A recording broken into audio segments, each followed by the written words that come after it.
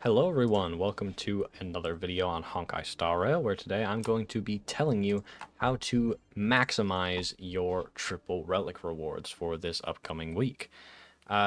There are 6 days left as I am currently uploading this, so I'm just going to quickly go over what domains I believe are bad to farm and which ones are good to farm.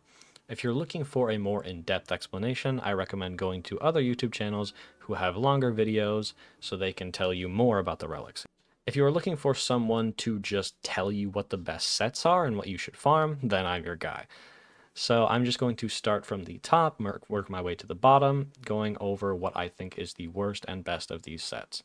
So starting from the top with the Path of Gilled Wind, I believe that this Hunter of Glacial Forest is going to be characters such as Jing Liu, Misha, and Yan Qing's best in slot, so I would recommend farming this if you are actively trying to build those characters.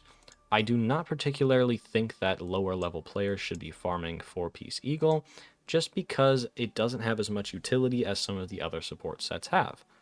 Only farm this if you're going for an Ice DPS's build.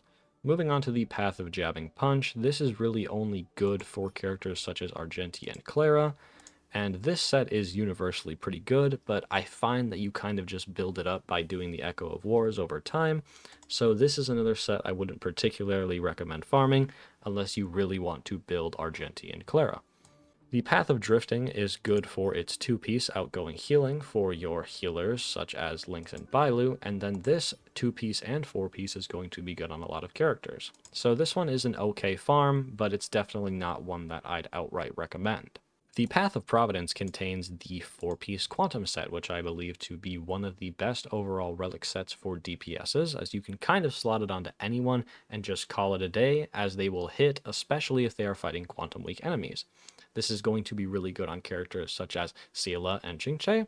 So if you already have characters built and you just want to go for a good universal set, then I would recommend farming this with the Guard of Weathering Snow as a kind of bonus, as the reducing damage taken effect is going to be a pretty good 2-piece for a lot of your supports.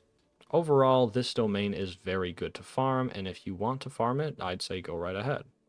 Moving on to this Path of Holy Hymn, I would only recommend farming this for Japard and Aventurine if you are trying to build him really tanky. This is good on those two, and then this set is honestly kind of useless at this point. So only farm this for Japard and Aventurine. This one is honestly worthless. 4-piece Fire is good on no one, and then this is really only good on Wealth as it is inconsistent on most other characters in the game. So if you are not trying to build Wealth, don't go for this. So moving on to these bottom 3, which I think are the ones you should be farming. Path of Elixir Seekers has Messenger Traversing Hackerspace, which has the best 2-piece effect in the game, I would say, as a 6% speed buff is going to be good on every support and almost every DPS if you need to slot something on, as well as this domain having a good other set. Longevous Disciple has a good 2-piece for your supports and healers, as well as having a good 4-piece for some DPSs like Clara and Blade. So if you are looking to farm Blade as well as your supports, then I would most assuredly recommend farming this. Moving on to the Path of Darkness, I would personally say that this is the best domain. If you are farming any damage over time character, this could be Kafka, Black Swan, Sampo, Gwynaifen, any other dot character in the game going forward, this will be their best set. And then the 4-piece follow-up is going to be good on almost every follow-up character, such as Jing Yuan and Topaz. This one is not particularly good on Dr. Ratio, so if you're trying to build Dr. Ratio, then I would definitely go for this Pioneer Diver of Dead Waters. It is kind of just his best in slot, as well as Acheron's best.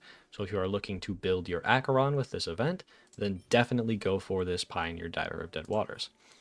The other set in here is okay. It's definitely not something I'd farm for just about any character in the game, but it can be decent on some characters if you get it as a side piece compared to the main one you're farming.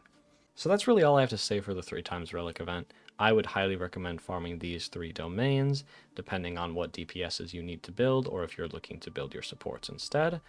But overall, these 3 are going to be your go-tos. So that's about all I have to say for this video. If it helped you guys out, feel free to like and subscribe to share your support, and I hope you have a nice day.